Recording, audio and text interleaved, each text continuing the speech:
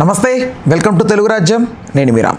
Singayya road ప్రమాదం కేసులో జగన్మోహన్ రెడ్డి గారిని విచారించవద్దని, ఆయనకి ఈ కేసుకి సంబంధం లేదని హైకోర్టు సగౌరవంగా చెప్పడం జరిగింది. అయితే ఇప్పుడు దీని వెనక ఎవరైతే ఉండి ఈ కేసు వరకు తీసుకొచ్చి ఎవరు ఎలాంటి సాక్ష్యాధారాలు లేకపోయినప్పటికీ జగన్మోహన్ రెడ్డి గారిని ఇన్వాల్వ్ చేస్తారో వీళ్ళ పరిస్థితి ఎలా ఉండబోతుంది అనే అంశం గురించి మనతో మాట్లాడడానికి ప్రముఖ పొలిటికల్ అనలిస్ట్ కేఎస్ ప్రసాద్ గారు ఉన్నారు. ఆయనతో చర్చిద్దాం.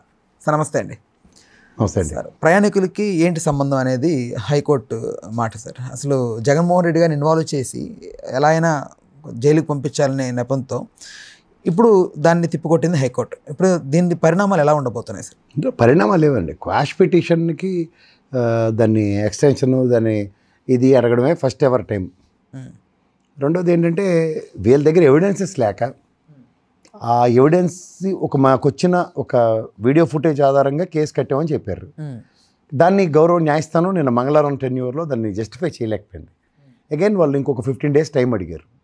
సో అడిగిన పరిణామాల్లో గౌరవ న్యాయస్థానం పరిగణలోకి తీసుకోకుండా నామకావాస్త దాన్ని ఎక్స్టెండ్ చేసి ఫర్దర్ ప్రొసీడింగ్స్ అన్నీ ఆపమని చెప్పింది. అంటే ఉదాహరణకి రిమాండ్లోకి తీసుకుని, లేకపోతే మాకు రిమాండ్ ఇవ్వండి తీసుకుని విచారిస్తాం, ఇలాంటివి నథింగ్ డూయింగ్. దీని మీద మీ దగ్గర ఉన్న ఎవిడెన్సెస్ని ఎస్టాబ్లిష్ చేస్తే లాస్ట్ అండ్ ఫైనల్ ఛాన్స్ అన్నట్టుగా చెప్పింది.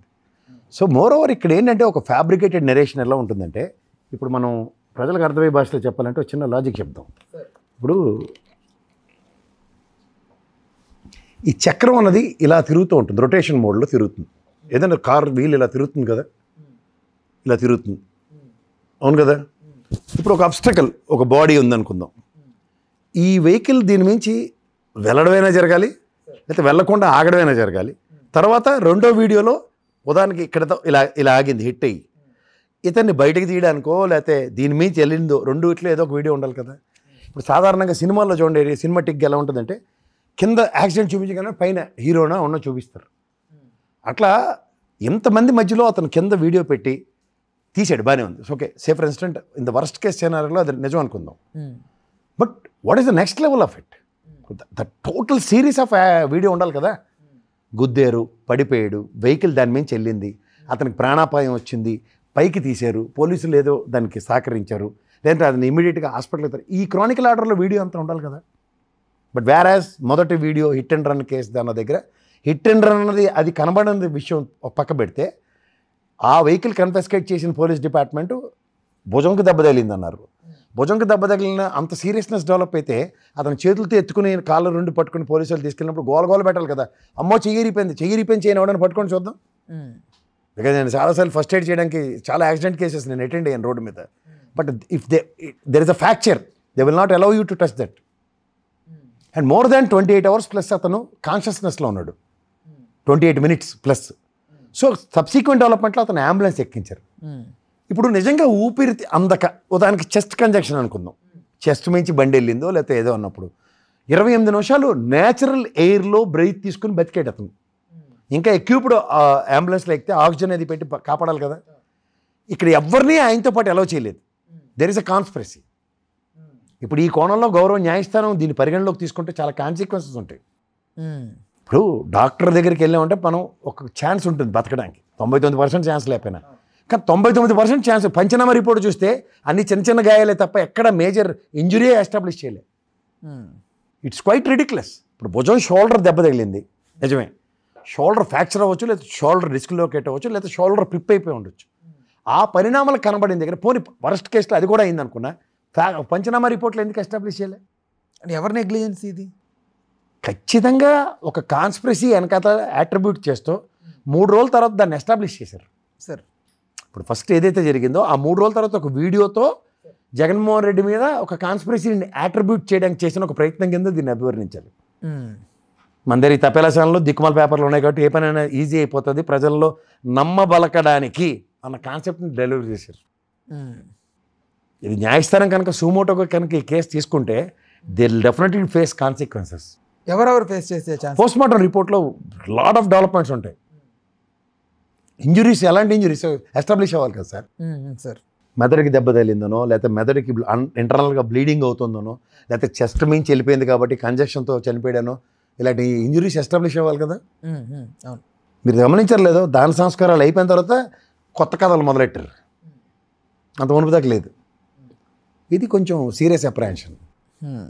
కుట్రకోణం ఉంది అన్నది చూడిస్తే అర్థమవుతుంది. అంటే ఒక వ్యక్తిని, జగన్మోహన్ రెడ్డి అనే వ్యక్తిని టార్గెట్ చేసే కాన్సెప్ట్లో ఒక డిఫరెంట్ కుట్రకోణాన్ని ఎస్టాబ్లిష్ చేశారు కొత్త నెరేటివ్తో. ఇది నెవర్ ఎండింగ్గా ఇలాంటివి ఇంకా రిపీట్ ఇవి దీ సెట్ ఆఫ్ ఫ్యాబ్రికేటెడ్ స్టోరీస్ ఖచ్చితంగా నడుస్తూనే ఉంటాయి. అతను అనే వ్యక్తిని బదనాం చేయడానికి చేస్తున్న ఒక వికృత రాక్షస క్రీడ ఇది, అంతకనే వెళ్ళేది. జగన్మోహన్ రెడ్డి అనే వ్యక్తిని, వ్యక్తిగత క్యారెక్టర్ని డిజోన్ చేయించడానికి ప్రజల దగ్గర నుంచి. ఎందుకంటే యాక్సిడెంట్ అయిన తర్వాత కూడా పట్టించుకోకుండా పారిపోయడం అనేది ఒక నెరేటివ్. అది వాస్తవమా కాదా చర్చనీయాంశం కాకుండా వాస్తవమే అని ఒక ఫ్యాబ్రికేటెడ్ స్టోరీ. ఇప్పుడు కోర్టు తీర్పు ఏమని వచ్చింది, జగన్మోహన్ రెడ్డి దీంట్లో సంబంధం లేదని రేపు ఇచ్చేస్తుంది 15 రోజుల తర్వాత, ఎగ్జాంపుల్ చెప్తున్నా. కానీ 15 రోజులు పట్టి అతని మీద జరిగిన negative bombarding, this is more important. So ఇట్లాంటి కాన్సిక్వెన్సెస్ అతను భరించవలసి వస్తుంది. ఇప్పుడు చూడాలి, శ్రీకృష్ణుడు నీలాపనిందలు మోసినట్టు, చంద్రుడు బింబం దాంట్లో పాల గిన్నెలో చూసినట్టు అదే కథ నడుస్తుంది. వినాయక చవితి ముందు నడిచే కథల కింద చూడండి. ఇట్లా కౌంటర్ దాఖలు చేసుకోవడానికి 2 వారాల సమయం అడిగారు. దేనికి అడుగుతున్నారు? ఆధారం లేవు. ఒక వీడియో ఫుటేజ్ ఆధారంగా కేసు కట్టామని వాళ్ళే చెప్తున్నారు. పక్కన వీడియో ఫుటేజ్ పూర్వపరాలంటే ఆడెవడో ఆయన ఎంక్వైరీ చేసి ఏ గ్రూపుల నుంచి వచ్చిందో ఇవన్నీ. అంటే ఇప్పుడున్న టెక్నాలజీలో ఎక్కడెక్కడో దాంకున్న వాళ్ళని ఎత్తుకొచ్చి మరి లోపల వేస్తున్నారు కదా, యూట్యూబ్లో చేసిన వాళ్ళని. అంత కష్టమా? అదే ఫేస్బుక్, ఇన్స్టాగ్రామ్, లేకపోతే యూట్యూబ్లోంచి బయటికి రావడం పెద్ద రాకెట్ సైన్సా? అట్లీస్ట్ ఏ ఫోన్లోనే 2 వీడియో చిత్రీకరించినా అది ఏ ఫోన్ నుంచి వచ్చిందో కూడా ఇలా పట్టుకునే టెక్నాలజీ ఉంది మన. అంటే రేపు 3వ తేదీ కూడా నెల్లూరులో పర్యటించబోతున్నారు వైఎస్ జగన్. సో ఆ టైంలో ఏదైనా జరిగేదానికి అవకాశాలు ఉన్నాయా, లేకపోతే 3వ తారీఖు పర్యటన వాయిదా అయిందండి. సార్ ఎందుకు వాయిదా అయిందంటే, ఫస్ట్ వాళ్ళు స్కూల్ పరిసర ప్రాంతాల్లో ఒక హెలీప్యాడ్ అడిగారు. అది జైలుకి 3 కిలోమీటర్లు. వాళ్ళు ఏమనుకున్నారంటే, ఇంతమంది ర్యాలీ 3 కిలోమీటర్లు వెళ్తే తట్టుకోలేము. రెండోదేమో హైవే బైపాస్ దగ్గర అడిగారు హెలీప్యాడ్. అది ఎట్టి పరిస్థితుల్లో ఆ హైవే కూడా దిగ్బంధం అయిపోతుంది. మామూలుగానే వీళ్ళు ఎలివేషన్కి పిచ్చెక్కిపోతున్నారు వీళ్ళు, ఇంకా హైవేలు కూడా దిగ్బంధం అయిపోతే తట్టుకోలేరు. కాబట్టి స్ట్రాటజికల్గా జైలు వెనకాతలో 1 కిలోమీటర్ దూరంలో ఒక పనికిమాల ల్యాండ్లో హెలీప్యాడ్ ఇచ్చారు. ఆ పనికిమాల ల్యాండ్ చుట్టూ హై టెన్షన్ వైర్లు ఉన్నాయి, క్రిటికాలిటీ ఇంకొంచెం ఎక్కువ అవుతుంది. సో వీళ్ళు స్ట్రాటజికల్గా ఏం చేశారంటే, గౌరవ న్యాయస్థానంలో హైకోర్టులో మాకు ప్రొటెక్షన్ అండ్ హెలీప్యాడ్కి పెర్మిషన్ అడిగారు. ఇప్పుడు కోర్టు డైరెక్షన్లో వచ్చాయి అనుకోండి, చచ్చినట్టు వాళ్ళు అరేంజ్ చేయాలి. దీంట్లో అడిగింది కూడా రోప్ పార్టీ. Z+ కేటగిరీ ఉన్న వ్యక్తికి రోప్ పార్టీ ఇవ్వకుండా అతన్ని ప్రజల్లోకి వెళ్తున్నాడు, అనవసరంగా అట్రిబ్యూషన్స్, సెక్యూరిటీ రీజన్స్ ఇంకొంచెం ఎస్టాబ్లిష్ అవుతాయి. కాబట్టి న్యాయస్థానం నుంచి ప్రొటెక్షన్ తీసుకుంటే చచ్చినట్టు ఆ పని చేయవలసి వస్తుంది. అప్పుడు ఏమవుతుంది, పర్యటన అతనికి సులువు అవుతుంది. ఒకవేళ ఎక్కడైనా తప్పిదం జరిగితే దాని బాధ్యత ఎవరు వహిస్తారు సార్? ప్రభుత్వమే తీసుకోవచ్చు. కోర్టు డైరెక్షన్ అప్పుడు కూడా వాళ్ళు సరిగ్గా చేయకపోతే అడుగుకుంటారు. అంటే సింగయ్య లాంటిది అయ్యే అవకాశం ఉండదు. సింగయ్యది అది సార్, ఒకటి నేషనల్ హైవేలో టోల్ గేట్లు ఉన్నాయి, హైవే సెక్యూరిటీ అథారిటీస్ ఉన్నాయి, అన్నీ ఉన్నాయి. యాక్సిడెంట్లు అవ్వట్లేదా? అదే హ్యూమన్ నెగ్లిజెన్స్ అండి. ఒక మనిషి తప్పిదాన్ని మీరు ఏది పడితే అది అన్వయించి చేస్తానంటే ఎట్లా అవుతుంది? కాన్స్పిరసీ నెరేటివ్స్తో ఎలా చూస్తున్నారు మీరు?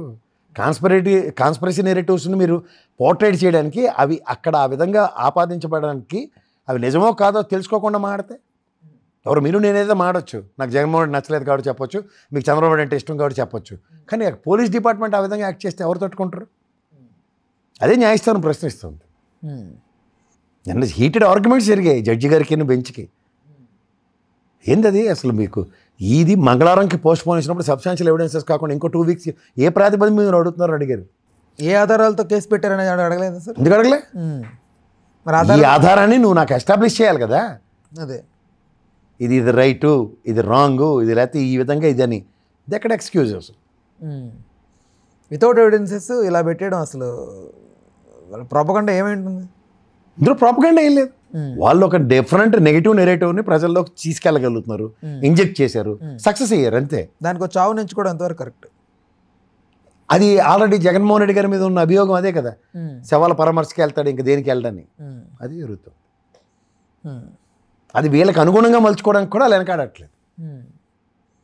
నాకు తెలిసి మా పెద్దవాళ్ళ ఇంట్లో కూడా నాకు చెప్పింది ఏంటంటే, ఆడి ఇంట్లో పండగ జరిగితే వెళ్ళకు, పెళ్లి జరిగితే వెళ్ళకినా పర్లేదు, కానీ చావుకు మాత్రం వెళ్ళకపోతే దాని అంత తప్పు ఇంకోట్లేదని చెప్పారు. అది తప్ప? సమాజంలో మనిషి కష్టంలో ఉన్నప్పుడు ఓదార్చడానికి వెళ్ళాలి తప్ప, ఆడ సుఖశాంతాలతో తీసిమారి డ్యాన్స్ చేస్తుంటే తీన్మారి డ్యాన్స్ చేయడానికి మనం వెళ్ళాలి. అంతకని ఇంకెళ్ళి సార్ ఫర్దర్గా ఎవరు సార్ దీనిలో మెయిన్ కీలక పాత్ర వహించే అవకాశం ఉంది నిందితులుగా? ఎందుకు యాక్సిడెంట్ ఇట్టింటారు. ఆల్రెడీ 0001 వెహికల్ సఫారీ సీజ్ చేశారు, అతనికి కేసు కట్టారు, పూచీకత్తు బెయిల్ మీద వెళ్ళాడు. ఇన్సూరెన్స్ ఉంటే క్లెయిమ్ వస్తుంది, లేదంటే ఆ ఫ్యామిలీకి కాంపన్సేషన్ ఇవ్వాలి, అంతకని ఇంకేం లేదు దాంట్లో. రైట్. ఈవెన్ న్యాయస్థానంలో కూడా అతనికి కాంపన్సేషనే మాట్లాడుతుంది. పోయిన ప్రాణాన్ని ఎవరు తిరిగి తేలేదు, ఆయన ఆత్మకి శాంతి జరగాలి. సెంగయ్య లాంటివి పొరపాట్లు హెన్స్ ఫోర్త్ కాన్వాయ్లో కొంచెం ఆలోచించుకోండి. మీ ప్రాణాలు పణంగా పెట్టి మీ ఫ్యానిజంలోనూ ఫ్యాంటసీస్లోనూ అనవసరంగా ప్రాణాల మీద తెచ్చుకోవద్దు. అంతకన్నా మనం అప్పీల్ చేయలేం, అభ్యర్థించలేం. Right. Okay sir, thank you, ధన్యవాదాలు. హలో, తెలుగు రాజ్యం ఛానల్ చూస్తున్నారా? సామాజిక రాజకీయ జీవన చిత్రణే తెలుగు రాజ్యం. అతిశయోక్తులు అసత్యాలు ఉండవు. రాజకీయ కోణం కాదు, ప్రజా కోణమే కొలబద్ద. తెలుగు రాజ్యం వీక్షణ మీ ఉత్తమ అభిరుచికి నిదర్శనం.